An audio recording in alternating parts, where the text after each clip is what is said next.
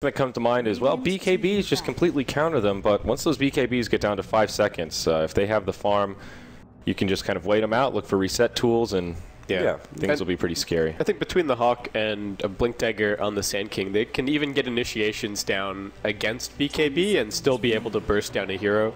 No problem. You get vision with the Hawk, you blink into a Bar Strike, Beastmaster gets in position, Roar is the follow-up.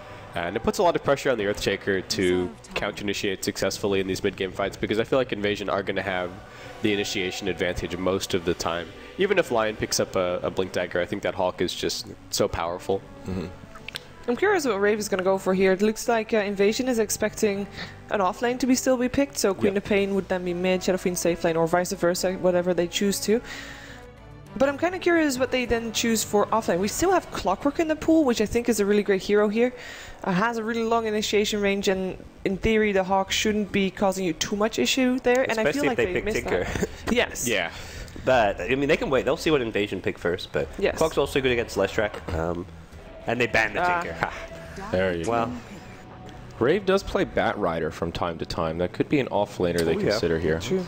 Rave have just gone very standard, kind of vanilla picks here. Not to say it's a bad thing, but like the standard Shadow Fiend made Queen of Pain safe lane. This is what Secret were doing for ages on the current patch and even the past patch, where you just have this mid Shadow Fiend, safe lane Queen of Pain, and Queen of Pain gets the early dominance in the lane and then just roams around a bit. It's very similar to what we saw C-Deck do towards the latter portion of the Chinese qualifier. Very standard, very safe. They loved that Earthshaker Shadow Fiend in the mid. It was great in 6.83, and it's still strong on this patch. And we saw the power of the safe lane Quap. If she can get a 13, 14-minute ag, she can really come online and start getting very scary. I'm coming back to that Bat Rider against Beastmaster. I'm not sure what I... Oh, hello, Drow. That's a good last pick.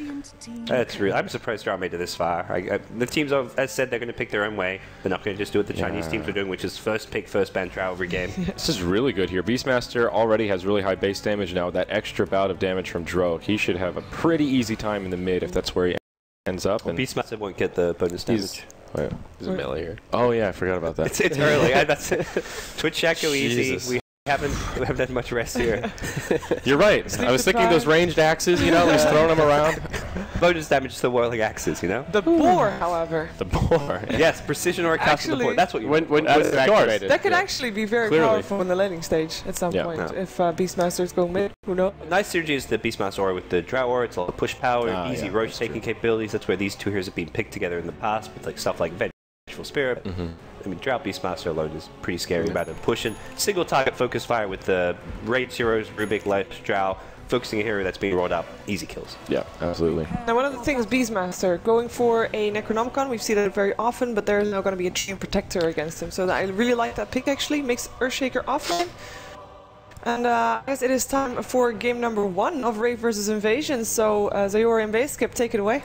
Alrighty, offlane Earthshaker, interesting. Glad to see that he's kind of transcending the scenes now, Baseskip. That was a sort of a niche strat that Yoki was doing quite a bit, and now it seems that everyone's picked up on how fun it can be. Yeah, I mean, teamfight's just becoming more and more important, and when you've got a hero that has 3 stuns, all of a sudden it looks very, very attractive. So, yeah, I think the Earthshaker pick is definitely getting more love, but it's definitely deserved. Yeah, agreed. I like it quite a bit. So, looking on the side of Rave, perhaps a safe lane try around Chrissy's Queen of Pain. They'll leave Shadow Fiend mid, and the offlane Earthshaker that we've already talked about. Invasion, how are they doing this setup here? Looks like Slicks will be on the Lesh. There you go. Quite possibly headed to the mid lane with offlane Beastmaster. Yeah, looks about right. Beastmaster's just sitting in the offlane looking to block right now. Not a whole lot of contest going on for the banner runes. Looks like it should just be one apiece for your mid laners pretty much. And Ryo gets spotted here up in the top lane. Does give a little bit of a hint to Boons as to the fact that there might be a ward around keeping an eye on things, but the Radiant ward is actually very defensively placed here, all the way kind of close to the tier 1 tower. It doesn't provide a ton of vision, but at least if you can see the Sand King off to the side, it gives him an opportunity to get out. But, Extinct right on the money there. Finds the ward. He has done some homework. Very nice. And now this Earthshaker will have a much more difficult time. The great thing about the offlane Earthshaker is that he can use that fissure to get some Creequilibrium going his way, similar to what Clockwork does, so he will find some experience, but with that ward down, he'll have to play back much further than he'd like. Yeah, and it's a little bit scarier now as well for the mid lane. It's Shadow Fiend, he's fairly susceptible to ganks, especially against the Shrek, who's going to be keeping him kind of low. And if the Rubik or the Sand King find an opportunity to smoke over to mid, then I think that's a very straightforward kill. And Slick's giving it to Jo at the start here. He's not having a very fun time. Yeah, I wanted to ask what you think about this matchup of Lesh versus Shadow Fiend in the mid. Seems like Slicks is having a pretty good time so far, and this is what he loves to do, this very aggressive style where he can find a little bit of an edge and just start bullying his opponent. Yeah, this is crazy important for the Shrek as well here at the start against the Shadow Fiend. He doesn't really have any souls up just yet. He's now got his raise, but Slicks is preventing him from getting that little bit of early damage, and that means that whenever the Shrek mans up on him, the Shadow Fiend just has to run. At the moment, he can't fight him. Maybe once he gets level 2 raise, picks up a few more souls off the creep wave. I think Shadow Fiend's still a very stable mid, but it is definitely going to favor the Lesh here, at least initially. Yeah, Tramp Protector, global hero that'll help tip the scales a little bit if the Lesh gets very aggressive, but Invasion have some pretty decent tools to deal with that living armor. Lesh with the Diabolic Edict is a great one, and then on top of that you've got some Sandstorm action, just the extra units from the Beastmaster as well, really good for pushing against that living armor on towers. Yeah, and a big battle coming up for this 2-minute rune. Jo in trouble. Oh, great nice fissure. Yeah, beautifully placed. Locks out 3, and it'll keep the Shadow Fiend alive. If he got telekinesis there, I think that's a dead Jo. Yeah, I think if either Disable had landed, that was probably the end of him. Alright, so pretty quiet in the early game here. Both safe lane farmers getting what they need to. 13 CS apiece on the Queen Pain as well as the Drow Ranger. Nothing too shocking happening just yet. Neither offlaner really getting a heck of a lot. Personally, I'm not actually a huge fan of offlane Beastmaster. It doesn't have that many ways to fight the supports. Doesn't really have that many ways to get reliable levels for himself. I mean, the Ancients are now not really an option for Beastmaster anymore after they changed the damage type on his axes. It takes a million axes to clear a stack of Ancients, and it's just it just takes way too long, and so you can't really rely on that as your recovery mechanic. But they should hopefully just pick up between the Drow and Leshak. They'll probably pick up some early towers, and that'll help to get the Beastmaster a little bit of gold. What we've seen some teams do with the offlane Beastmaster is pick him with someone that can help clear Ancient, so he can stack them early on as he gets zoned out, Gyrocopter, those kind of heroes, and then they'll share the XP and split the farm just a little bit so that he can find that recovery. But he's doing okay. I believe he's level 3, so not too bad out of the gate. Lesh finds level 5, and he's actually almost 4. Mid lane still a bit in favor of the Leshrac, but Shadow Fiend's moved into the jungle, working those neutrals. One of the great things about the Radiant side Shadow Fiend, you've got that medium camp right there to get you some extra souls going. Yeah, there's a couple things to keep in mind as well. The SF went for a pretty safe build here, didn't go for a Wraith Band or anything, just wanted his bottle up quite quickly, so that affected his early CS, especially since Slicks has the Null Talisman, and he's got the Precision Aura on top of it. So it's a more even lane matchup outside of that, but Invasion do have a couple of little edges for the Lesh. Yeah. And that rune got denied by the boar. Yeah, I was just wondering what rune was that. Yeah, it was a double damage. It didn't get picked up by Ninja Boogie. That was nicely played by Shaitan. And you can see how much Invasion are prioritizing this mid lane here. Every rune spawn, both supports from the top lane rotate down and make sure that Slicks can grab whatever it is that spawns up top. And they don't need to sit in the top lane because, I mean, what's the Earthshaker going to do against Drow Ranger? She can easily zone him out. And that is one of the weaknesses of that off-lane Earthshaker.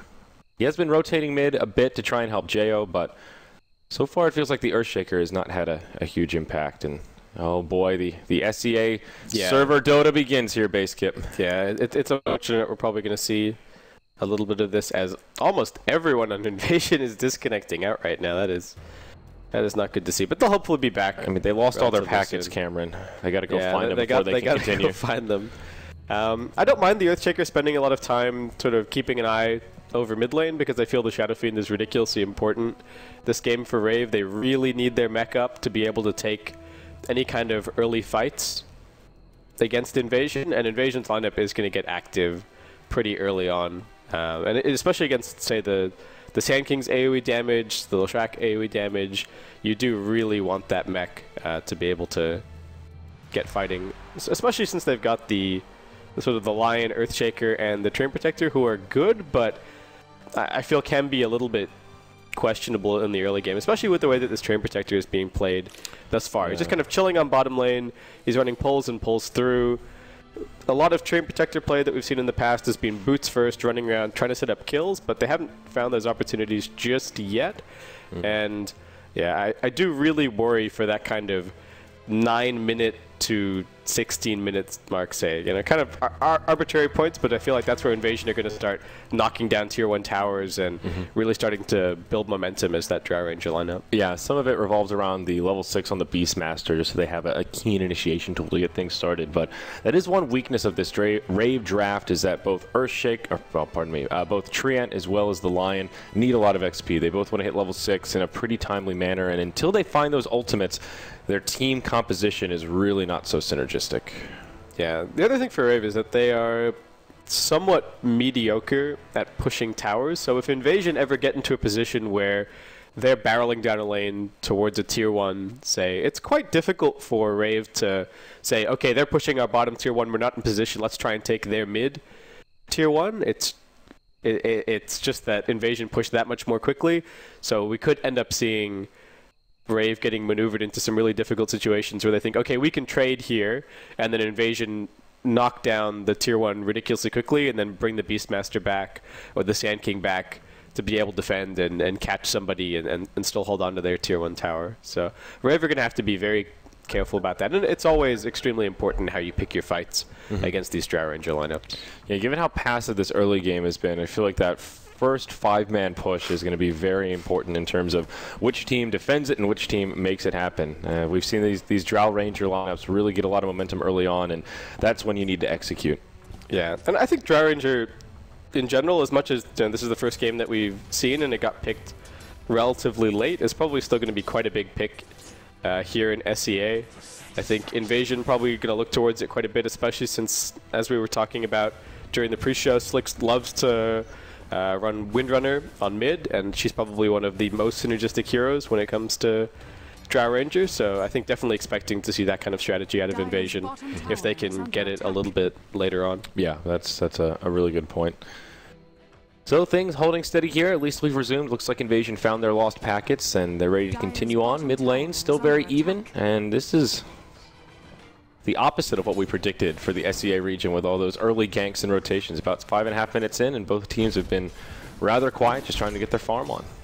Yeah, Cass has actually managed to get some really good levels. I think he's been quite successful with pulling and pulling through, maybe even all the way through to the big camp. Looks like Sand King's clearing out the jungle a little bit at this stage. So yeah, Boons is up to level 4 here, about 900 gold. And I think that's a decent start for him as the jungle goes. I think he's setting up another stack right this second, so that's looking okay. And Invasion are actually stacking up these Ancients. Like we talked about, not the easiest composition in terms of killing them, but here we go. Ninja Boogie in some trouble. Or is it Slicks that's on the run? First blood comes out. It'll be Jo that gets it. They'll try to turn it around onto NB, but he makes it away. Now it's Extinct that's on the run. Jo will chase him down. Fissure from up top locks him in place, and it's a double kill for the Nevermore. That was perfect for Rave. The stick charges keep the Lion alive. They get the double kill on the Shadow Fiend, and we were just talking about how important the Shadow Fiend is for their overall game plan and being able to fight off Invasion, and he's now looking really good. Yeah, he's going to be pretty happy with how things are going here. Yeah, he gets a lot out of that. So, all right, Beastmaster, he's slowly but surely putting those wild axes to good use. That is a big ancient stack. What is that, a 4 stack now at least?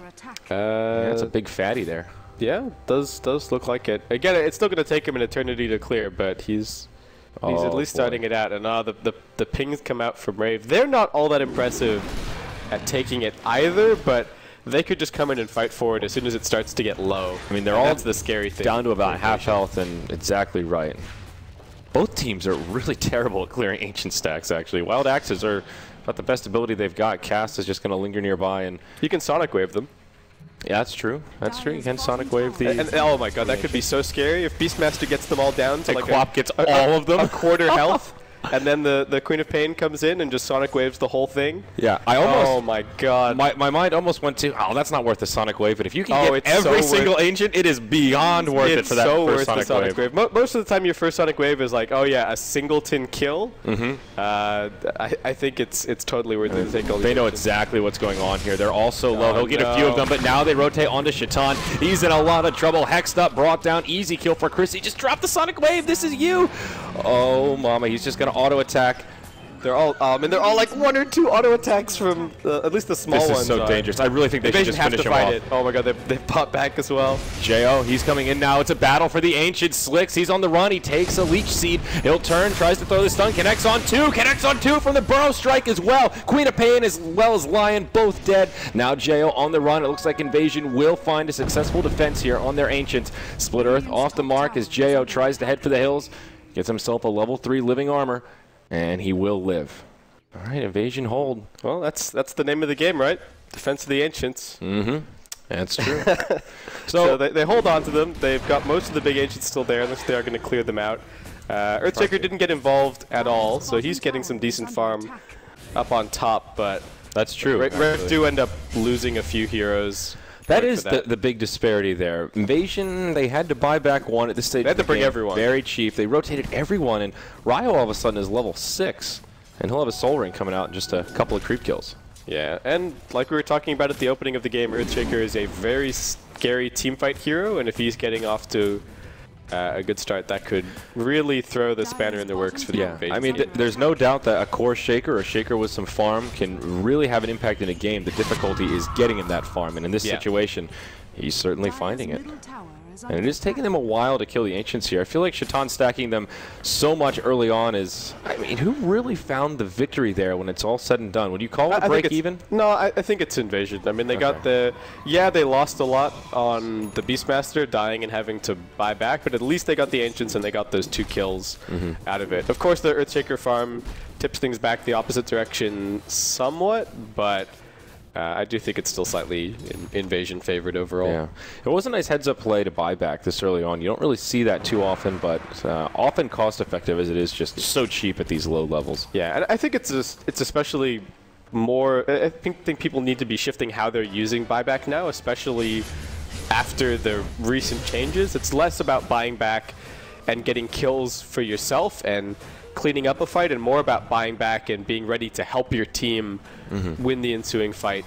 And that's the kind of situation that we saw from the Beastmaster there. He bought back so that he could join the other 4 people on his squad to go and hold on to those Ancients. But now we see the 5-man begin. Invasion all grouped up in the mid lane, smoked around the tier 1 tower.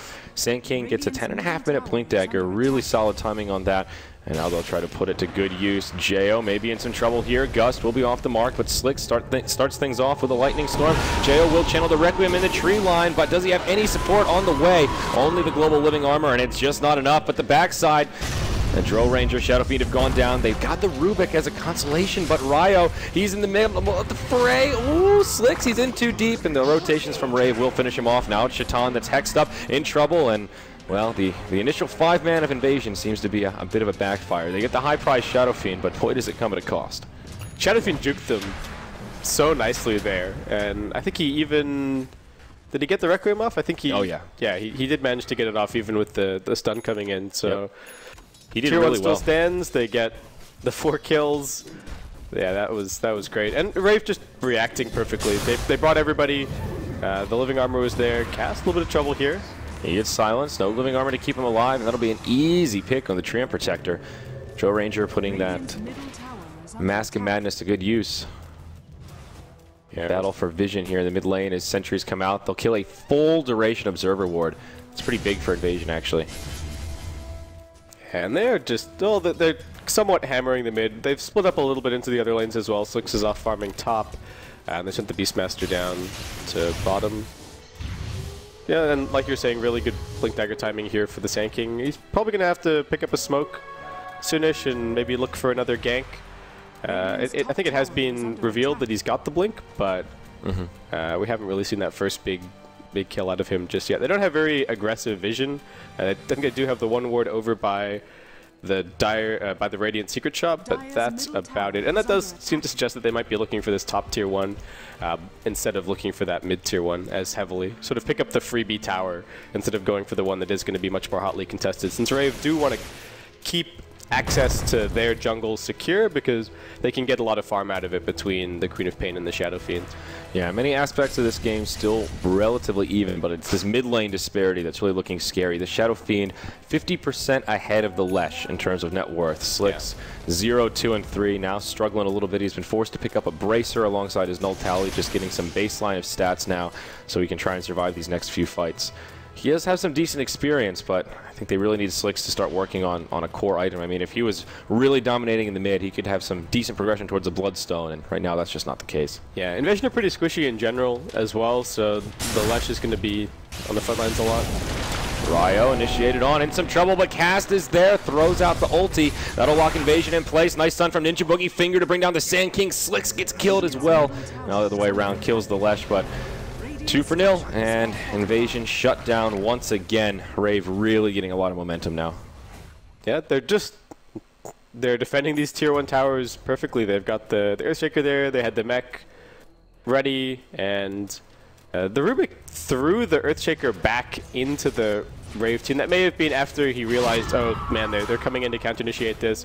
Let's just make sure that we can get everybody out safely, but Chrissy silent as well as Primal Roy in the bottom lane. Maybe a pinch of overkill. They overlap it a bit, but much needed. That ends a killing spree, and it is the Drow Ranger that gets credit for that one. Nice 500 gold bounty going to her, and they will deny that tier 1 tower in the bottom lane.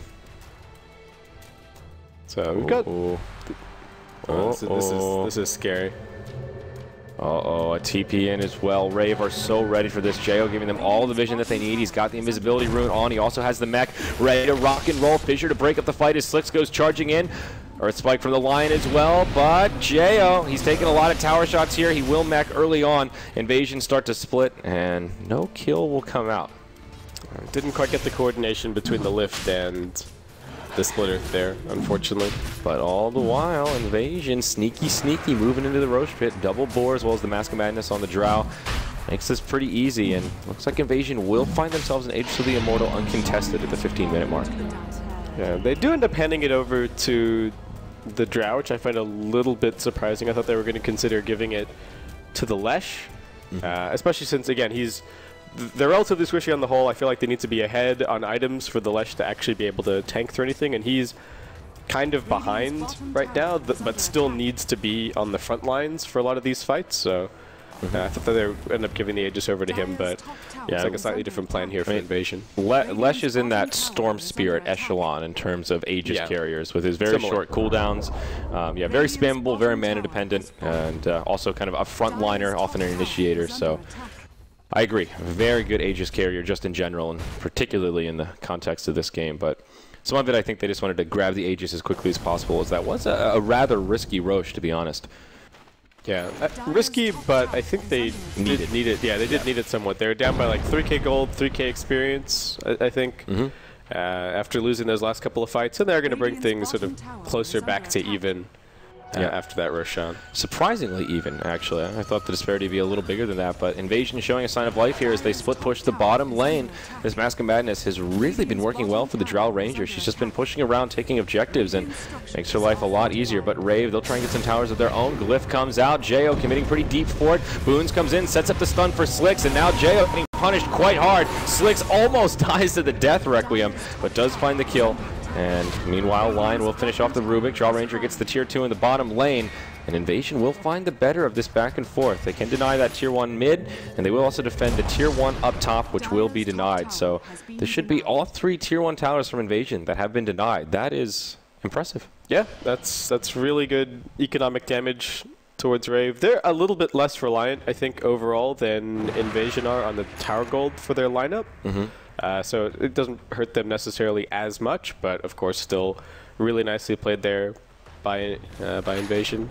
Yeah. And they've still got this Aegis up for a little bit longer, so they might be able to gear up for another tier 1 tower. Now that they don't really have any left of their own, it does make it very difficult for Rave to try and trade anything. So the only decision that they can really make is whether or not they want to go and try and defend. It looks like they are going to smoke up and make an attempt at it here. They've got the Orchid up on the Queen of Pain, notably. So I think if she can find either the Beastmaster or the Sand King in this next fight, that could be really big.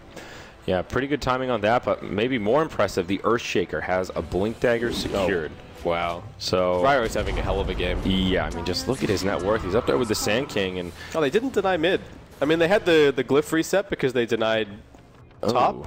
Yeah, that's so I think they might have been trying to... bit of a misplay. Yeah, I think they were hoping that they could bait something else on that tier 1 mid, but yeah, Queen of Pain just blinks in and auto attacks at once, and down it goes. Yeah, that's the problem. If it has a couple if it can take a few shots and then you can glyph and come in for the deny, that's one thing, but it was so low that there's no way you can really react to it. Somebody can just wander by and finish her off, so... not the end of the world. Lech is getting some recovery now as a completed soul booster, so Slicks is on the up and up, and that disparity we talked about before is at least smaller than it was. Jo with 2,200 gold. We'll see what he picks up after the mech. Could be an okay Blink Dagger game, and well, there it is. So it seems that Jo agrees. Yeah, well, they've now got Blink on the SF and the Earthshaker that we haven't really seen shown off just yet. Ryo is going to get scouted here by the ward sitting by the secret shop. So Invasion do know what's going on as the Blink Dagger goes, but definitely need to show it some respect. And Invasion, just everyone up here on top lane, couple of heroes smoked. We've got the BKB and the Dry Ranger now and the Aegis, so this seems like a decent time to take a fight, but they have to position correctly around the Drow, ideally. Now the Hawk gets taken out by Ninja Boogie, so perhaps Rave a little suspicious that there could be some action coming this way. Dire will put a ward down right in range of the Sentry. They definitely know that a push is about to break out, and probably suspicious that Invasion have some reinforcements hiding in the tree line here. Another Hawk will fly over the opposite side and try and get some intel for the team, but again, Ninja Boogie misses the stun, it looks like, but on point with trying to deal with this Hawk. Yeah, but it is giving Invasion a lot of information. They see that almost everybody is here from Rave, and that does signal pretty clearly that they're looking to take a fight here. I mean, TP comes in, a little bit more back and forth. Invasion trying to get this without committing, so they might be able to. 20 minutes in, we've got a 5-on-5 in the top lane. Both teams playing the game of chicken here, baiting with their cores and waiting for the other to make a misstep. Aegis is down actually now, so that might be Invasion actually having to back off and go in for something else. Yeah, Slick's already TPing down to the bottom lane. They don't want to take a 5-on-5 without that Aegis advantage right now. Yeah.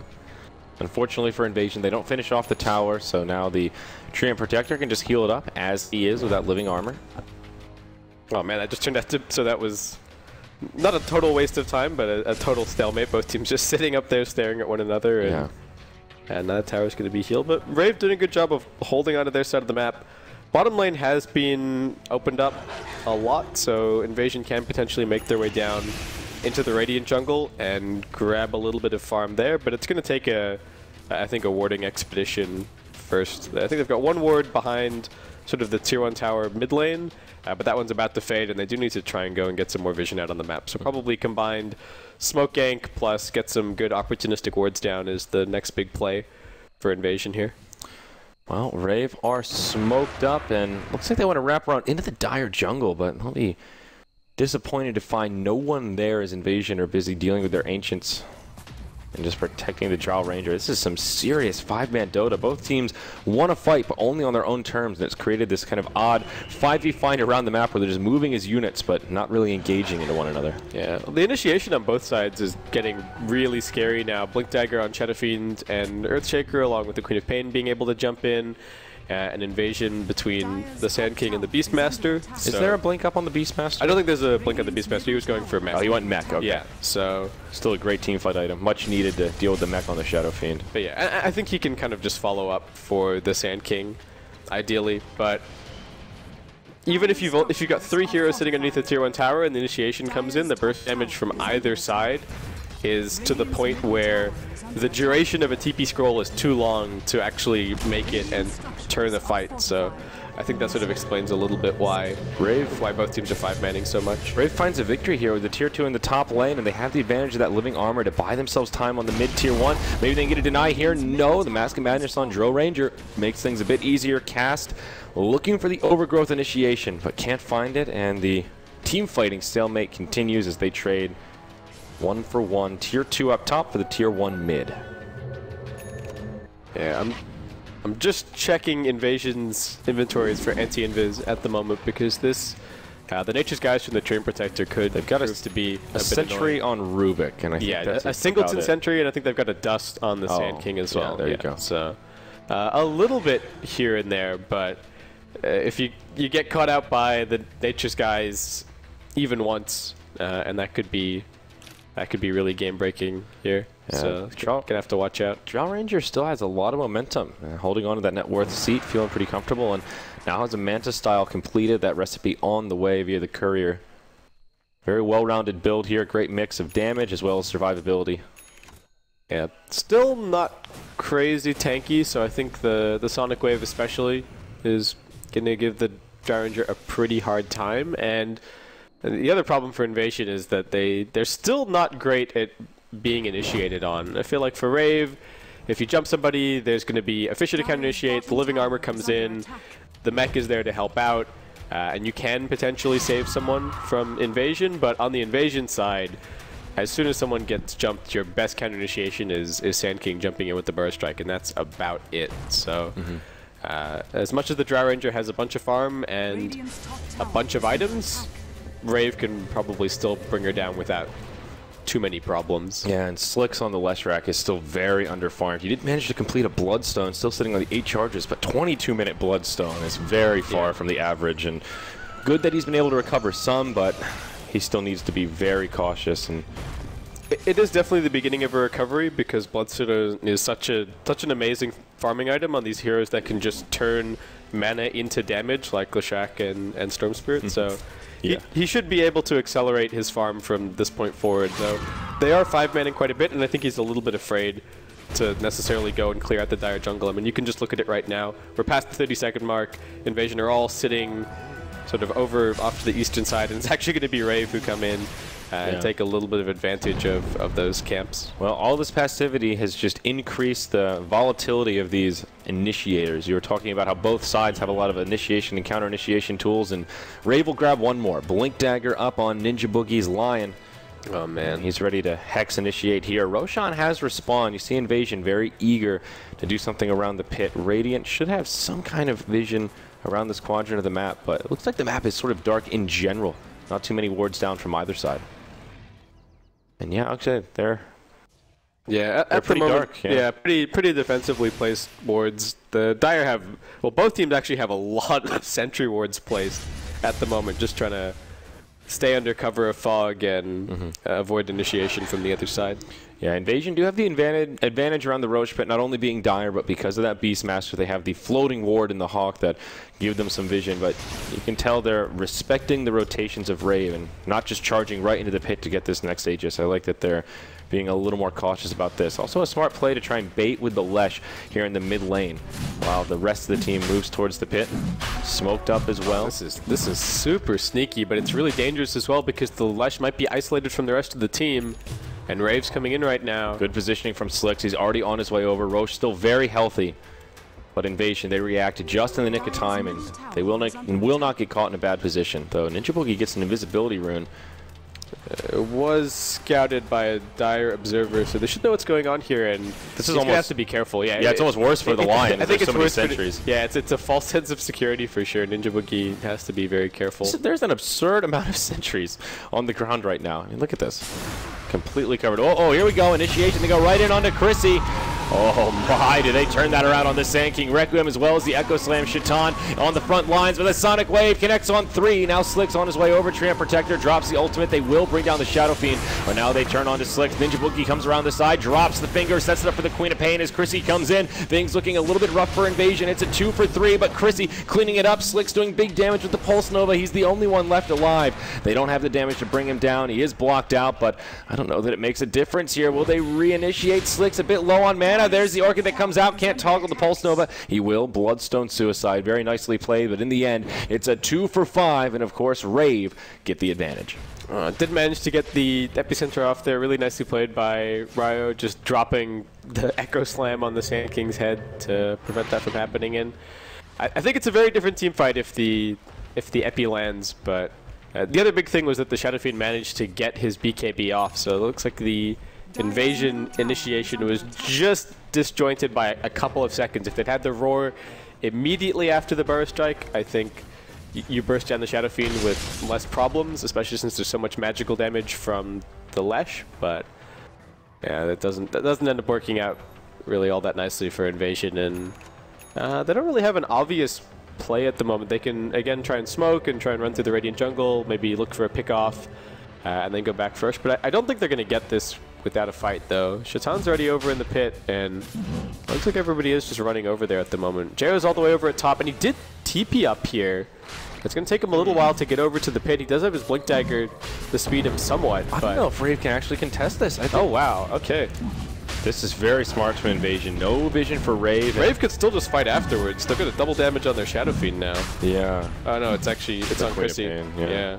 Never mind. It looks like either they don't know or they're just going to give it up. I would say it's the former. They've got no vision in that area, and with the Shadow Fiend TPing up top. Yeah, they don't have a Sonic Wave. They don't have an Echo Slam at the moment, and they are the... They don't have the finger either. Yeah, they're a little bit more cooldown dependent than Invasion are, so I think that's definitely a factor that comes into play here. And they were pretty successful in waiting out, or stalling out, rather, the previous Aegis, so might just be looking to do that again. Yep. Blink Dagger did also come out on the left rack, so Slick's still not the tankiest, but all he really seemed to need in that last fight was the Bloodstone, and now he has some way to initiate as well as find an escape if he can juke in the tree line. So I like the mobility tool here to go with the power treads that don't give you the most mobility relative to something like phase boots, which are also pretty common on the Lesh. Yeah, Earthshaker with a Force Staff now, just massive farm on this guy. His counter initiation is... Honestly, it might just be too good. Invasion probably needs to just scout out the Earthshaker with the Hawk and jump on him at the beginning of the fight if they can. Or if not, jump in and kill the Earthshaker, at least have one of their heroes blink in and just auto-attack him so that he can't go and blink and Fissure and counter whatever other initiation they're going for. It's a really hard play to coordinate. Of course, you say, okay, the three of us are going in on the Shadow Fiend, and this is the chain stun rotation, and okay, Beastmaster, can you go and try and find Earthshaker and put a bore on him and make sure that he can't blink and ruin our day? And it honestly feels like Riot at this point can just deal with everything that Invasion are looking to do. Well, Rave seem to agree with you here, my friend, as they are moving on up towards the high ground. They clear out a creep wave, and they will back up, maybe a little premature. Invasion weren't really in the best position to defend. They're moving into a tier 2 tower in the top lane, and they could have afforded to stick around and just do a little more chip damage at that tier 3, but they'll play it safe, go for the easy tower, and that's the tier 2 here in the mid lane. It'll go down in, well, a matter of seconds it seems. It is glyphed up. Invasion on the way in. Maybe they can get a deny here. It's about the best they can hope for. Initiation onto Jo. Slick hops in with a follow-up, but Rave is right there. Huge AoE damage all over Invasion. The Shadow Fiend will end up going down, but he channels the Requiem before he falls. Back now from the Beastmaster. A 1 for 3, and Rave are happy enough to retreat and not give that Beastmaster anything off the back end of that buyback. Yeah, that was really nicely executed by Rave. I mean, they got 2 tier 2s. I think they traded a tier 1, and that fight also went fantastically. Got the buyback out of the Beastmaster, and things are not looking good for Invasion at all at this stage. Beastmaster is very eager to buy back this game. It's the second buyback we've seen in 30 minutes from just him. I think he's the only person that's bought back. Yeah, I don't think he got anything off in that fight. Just got initiated on, no roar, no mech, and just figured that they might have been able to find another Burrow Strike or something, but yeah, not the case. Oh my, look at that net worth graph, and you see the benefits of that last fight here coming into play for Rave. Not really the fight as much as the tower gold on top of that. So Invasion now out of access points around the map. All of their outer towers have been taken out, and Rave hanging on to their 2 remaining tier 2 towers. Aegis on Slicks, 3,200 gold. Yeah, he is catching up on farm, at least. How do you think he should be itemizing here? I mean, I'm always a fan of Shivas after something like a Bloodstone because Lesh is a relatively low armor hero. I think he still just needs BKB, honestly. It's just... Yeah, I was just going to say that. I think the amount of initiation power that Rave has is just just too much. And even though there are some things that will go through the BKB, there are a lot of things that it will nullify. And it just helps to stop the counter initiation as well. You can go blinking in, pop BKB, and all of a sudden you don't care about the Fisher counter initiation unless it's placed. Oh my, Jo. Could have been just a little bit lucky there as the creep wave was about to expire and just blinking back right as Invasion come in, but just barely dodges that burrow strike. The board came out of the fog. Is that? Yeah. The board did seem kind of close. If that's the case, then that's just a misplay from Invasion. Yeah, I think it was like, oh man, why is this boar here? Yeah, it could just be scouting, but at this stage, especially when you're not really seeing anyone on the map, when you're Rave, it's like, oh, okay, this is too close for comfort. Yeah, let's just get out of here. Yeah, especially with the creep wave dying like that. Just poor timing from Invasion. Now, the Drow Ranger does pick up a Scotty, and I like this choice here. Just gives her some nice beefy stats, 2,500 HP, and you mentioned earlier, still not that tanky. Now, I think she fits the bill on that front. Yeah, now definitely looking quite a bit more survivable. Should just be able to stand and lay into people in these team fights, but I feel like WTF as well has done pretty well thus far in terms of getting his BKB off and arriving at the right time in these fights. He hasn't been focused, but as I say that, he's going to get jumped, and down he'll go. Picked up the Scotty, bit of a misstep, and Rave are going to find him, and that's 60 seconds dead. He doesn't have a buyback either. He bought out for the... Wow. Yeah, he's high level. His buyback is super expensive here. He has like 1,500 gold or so, but still short by a fair bit. They don't even have a glyph. They do have a pretty good high ground defense team between the axes and the... And they have the Aegis on Slicks, so they do have a little bit of an extra edge here where the Lesh can afford to be very aggressive. How much longer is that even there, though? Sure. Can we check the Roche Pit very quickly before this fight breaks out? It's already gone, actually. Okay, it just expired before this fight. I take that back. Jo hops in, BKB on, channels the Requiem, connects on most of Invasion. Chrissy follows up, brings down the Beastmaster. He won't have a buyback here. Epicenter gets channeled, but feels a bit lackluster from Boons. Gets a stun onto Jo, but force stab back. Nicely played by Ryo. Invasion trying to repel Rave. Pretty successful thus far. They repel, but it does come at a cost. Yeah, so losing the Beastmaster, but I think Invasion definitely going to be happy with how that ended up playing out. And Rave were just looking for more kills overall, I think, when they jumped straight in like that. Kind of took a couple of shots from the tier 4s, but managed to disengage cleanly, so not the worst for them end of the day, and should just be able to go back to farming, pick up some more items, and look to make another attempt. It looks like Chrissy considering Scythe of Ice pick up with that ultimate orb and closing on in, basically just a Void Stone away unless he wants to pool for buyback. This Quap is... That only makes the initiation scarier. Things are not looking good for Invasion at the moment. I just want to check out if they... So they don't have a smoke in store for about 4 minutes. I get the feeling that there might not be any in inventories at the moment either. No, so... the opportunities to make plays for Invasion at the moment are somewhat limited. They're going to be picking up a gem to reclaim a little bit of control over their side of the map, but yeah, still not going to give them an opportunity to go running over onto the Radiant side and get anything done there. Oh my god, Glimmer Cape on the Earthshaker as well. Just going to say, I love the way he's itemizing here. If Blink Dagger Force Staff weren't enough to initiate and then get back out, now you've got a Glimmer Cape, and that should secure you some survivability. How do you jump on anyone from Rave here if you're Invasion? Even more evidence to that point is the now Lincoln's on Queen of Pain, not going for the Scythe as I was suspecting, but nice defensive item pickup here. And this just makes Shadow Fiend a god. You can put the Lincolns on him, you can be sitting there ready to blink in, force blink in from infinite range away, and put the Glimmer Cape on him.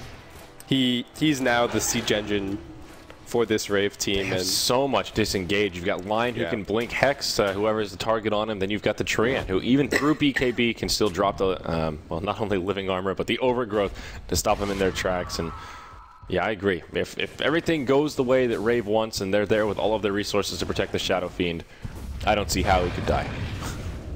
At least not early on in the fight. And oh god. Give me a second. I'm dying over here. Uh-oh. Alright, okay, sorry about that. Anyway, so I feel like the big reason that Rave find themselves in this amazing position that they're in is just that they played the early game so well. It does come back also somewhat, I think, to the double kill on the Shadow Fiend to really get the ball rolling there, but I feel like they also read Invasion's intentions nicely and sort of countered at the right moments. They had with that dive on mid where Invasion went in looking for kills, but they only got the 1 and they got turned around as 4. They picked up the Aegis and they went for that push on the top tier 1. But Rave also went and stalled them out there, and yeah, Invasion just really haven't been able to play their game here. And at this stage, looks like just going to continue farming up their side of the map, maybe try and go for another smoke once they have one in stock. That might be around the time that Roshan is going to be respawning, and that could be the next big opportunity for them, potentially. Yeah, about a minute and a half here for the Dire, and you're right, those times will coincide pretty closely, just about 30 seconds or so until Roche comes back up. Earthshaker closing in on level 16, the Echo Slam, already been a key facet to the team fight of Rave, but it'll be that much more potent once he gets that next level. Both teams beginning the dance around the Roche pit. Invasion holding the high ground on the Dire side, utilizing their advantage pretty nicely, as we see Rave with a 5-figure lead in both net worth as well as XP. Yeah, they are just so farmed. And what else could I actually do here? Earthshaker is sitting invis over in these trees, just gonna force staff himself down onto the low ground. Rave splitting up on the map as Invasion start pressuring towards bottom lane somewhat, but they're gonna get both top and mid into a good position, and the lane position is always really what matters when it comes to fighting off Roshan and being able to contest for the pit. So Rave setting themselves up pretty decently on that front. And again, the Shadow Fiend has so much backing him up at this stage that I feel that Rave could even, start taking a couple of pot shots towards the high ground if they're feeling really confident. Yeah, Rave are just looking for the opening here, using that Nature's Guise instead of smokes, hoping someone from Invasion will head into the high ground, but at this point, it's not so sneaky. It's been Rave all over that Dire jungle, it feels like, all game, so Invasion will not be foolish enough to head up into that dark territory, even though it's generally considered a safe spot of the map for them. And Shadow Fiend has a bunch more gold, 3.4k, so next item on the way for him. Looks like he's just going to be picking up a Butterfly, which is going to help a lot against the Drow. He's not really too worried about the Lesh either. I think BKB probably still... Let's just have a look, actually. How long does he have his BKB? 7 seconds. Power. Yeah, there you go. 7-second BKB remaining for the Shadow Fiend, so Lesh still not all that scary for him, and... Well, Invasion just kind of hovering around Roshan at the moment. They've probably scouted things out with the Hawk, and now they just have to hope that they can somehow pick this one up. They really need the Aegis if they're going to sort of start to get things back on track this game. Absolutely. Still, both teams just being so cautious here. Game number 1, the opening match of the SEA TI5 qualifier. A lot of respect on both sides of the coin as we see them do this dance around the map, and also both teams just respecting the volatility of the game at this state. 40 minutes in, a team wipe means you're losing some objectives. Your base is going down, and you're certainly going to lose this. And this is Roche 3, so Aegis Cheese up for the taking. This is Invasion's 1 smoke. This is... I mean, I don't want to put too much emphasis on saying it's all in or anything like that, but this is ridiculously important for them right now. Smoke on smoke action here, Kip. They're both going to rotate towards the Roche pit. Oh, this could be explosive. Who's going to find the initiation here? Shaitan moving in. The smokes will break at just about the same time. They jump right on top of him. BKB's used. They bring him down with a finger and Sonic Wave. Beautifully placed by the Queen of Pain. Overgrowth comes out of cast, and Invasion lose 2 straight away. The Lion just barely lives. A Dusk gets popped, and now Boons in more than a bit of trouble. A 1-for-4 trade. It's Invasion that get blown up, and now Roche will go the way of the Radiant. And we'll see what they can do after they take down the big boy. Fisher was just too good from Earthshaker. Split off 3 heroes from 2 on Invasion. They cleaned them up. Sure, they lost the line end of the day, but still an amazing team fight from them. And hardly a scratch, no, not even a scratch on Chrissy or Jo after that fight. And the Shadow Fiend Siege Engine now has an Aegis in his inventory, and I think Rave can just start to look towards the high ground, no problem. So Cheese goes the way of the Queen of Pain. Oh my. That Sonic Wave was on point from Chrissy, just connected on most of Invasion. You could see the way he positioned it to make sure he could finish off the Beastmaster before he'd be able to mech or do anything with the... Yeah, and managed to clip the Rubik and everybody else. Very important that they kill the Beastmaster that quickly, as he is the mech carrier, as we've talked about, and he's sort of the key initiator for Invasion. You want to use that Primal Roar to get things started, and... Again, that seems to be the one weak point of Invasion, or maybe just something that Rave has been doing exceptionally well, but it seems like more often than not, Beastmaster is the first one to die on the Dire side. Yeah, they have managed to find out Shaitan, but it's difficult because he doesn't have a Blink Dagger and he doesn't have his Aghanim Scepter just yet, so he's trying to position himself such that he can follow up on a Bar Strike save, for example, but that does put him in harm's way, and that does give the opportunity for all of these blinking heroes, I mean 4 of them in total on Rave, to go and hunt him down.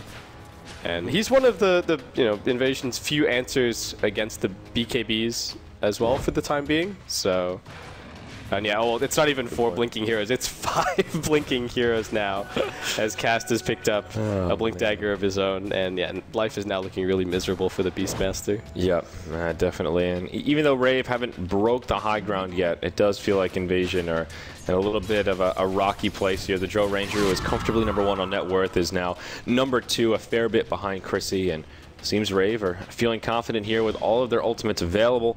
That newly fashioned Blink Dagger, they'll just start heading out towards the high ground. They'll do this with Aegis and Cheese, and this is the edge they've been waiting for. Or is it? This creeps to hit, Andrew. That's a fair point. And I mean, like you were saying, there's no rush whatsoever for Raid. They've got Invasion totally bottled up inside of the base. They can farm wherever they want. They can finish whatever items that they want. It's still hard though. I mean, Invasion. You pointed this out. They have a great high ground defense. Yeah, team. So that's the other factor. Even if Rave is in 15, 20k net worth ahead, they still can't really just take a 5v5 and just charge up to the high ground. They're even 20. Yeah, there you go, 22k, and they still can't just charge up and take a 5v5 fight and Queen of Pain, please buy an item. 7.8k gold. We are in Mushi territory right now. Yeah, we're about there. What are you doing, Chrissy? Oh, takes a silence. Remember, he does have the cheese. Blinken's popped, BKB used, and he will just blink back. That's a BKB on cooldown. Something. Yeah, this strikes me as really weird. I feel like you should just buy an AC and they can just go siege. Well, at this rate, Ryo hopped in, 1 totem attack on the tower, and then backs out. So it's going to be a slow siege, I think, at this rate. Well, Invasion doing a good job hanging on here. Yeah, still need to get through another minute and 40 seconds or so to completely wait out this Aegis, and I think Rave, realizing that, are probably going to start pressuring a little bit harder. But they're still split. They've got the Earthshaker down bottom lane, pushing in that lane, and I really just want to see them grouped up as 5 here. I feel like Rave are playing this a bit too passively at this point, or maybe not realizing they are playing ultra safe. How far ahead they are.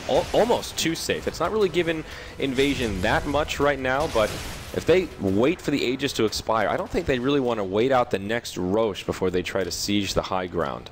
I mean, they could. They've got total control of this game right now. Okay, jump in now. There we go. Chrissy follows up, just drops the Rubik to get things started. It's a 5v4 for this fight to begin. The Sand King as well, neither of them with a buyback, and this could be the end of the game as we know it.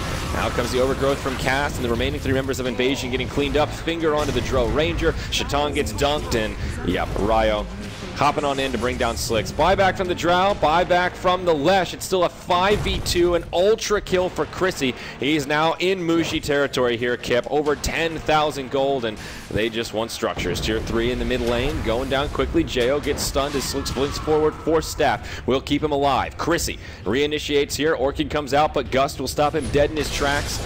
Rave still haven't claimed any objectives off this, and the support's starting to respawn, but now Slicks dies. It's a die back there. Drow Ranger on the back foot. She gets slowed. No BKB available. Will stay alive. Gust on 2. Buyback from the Earthshaker on the Radiant. He'll try to get back into this fight. Still kind of this war of attrition as both sides are dancing around. Jo initiated on, but Chrissy hops in, brings down the Rubik once more. Drow Ranger still alive for now, and they still have all of their Tier 3 towers standing. Just hit the buildings. I really don't get it from Rave here.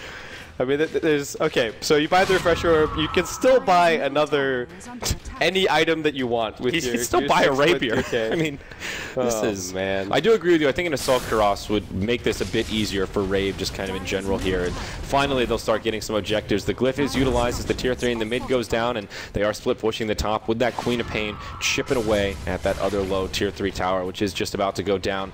Lesh still in the grave for another 30 seconds or so. They know he bought back here, so they will continue sieging with this advantage. I mean, all I can think at this point is just stop, stop. They're already dead. Like, I think at this point it's just a formality for Rave to close out the game, really. Yep, definitely agreed there.